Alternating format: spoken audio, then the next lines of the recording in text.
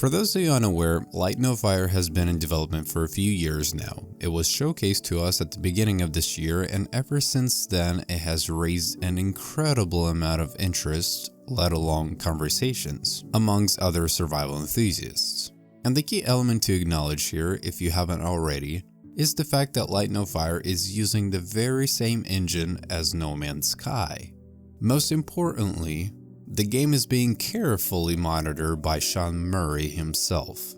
Here you can see some similarities in colors, and especially now more than ever, you can see the major parallels between Light No Fire and No Man's Sky, especially when it comes to the skybox and the water physics.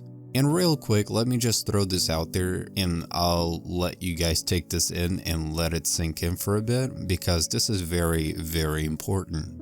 Here, are you ready for this? Allow the development of the new game improve their old game. How cool is that? Recently, No Man's Sky introduced a new update which quite frankly flipped its universe completely inside out. Every planet that is generated in No Man's Sky is now being generated with more immersive feel to it. The clouds are more interactive with its overall environment, and that very much applies to the water as well. Sean Murray also mentioned that the planets will be more detailed and will come in more variety than ever before, simply because previously this was not possible, but because of the development of Light No Fire, it is now. As you could see in one of the clips, some planets have floating islands right above them, which are also auto-generated, and they do play a very significant role in its overall universe.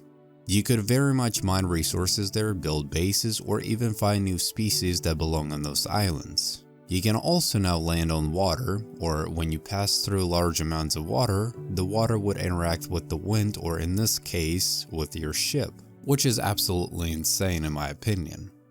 The very same applies to the clouds in the air. Not only can you pass through them, but they also create an extra layer of immersion in the game, as you would imagine. Certain planets have different conditions and temperatures, which will now either create more fog in the air or cause more visibility obstacles.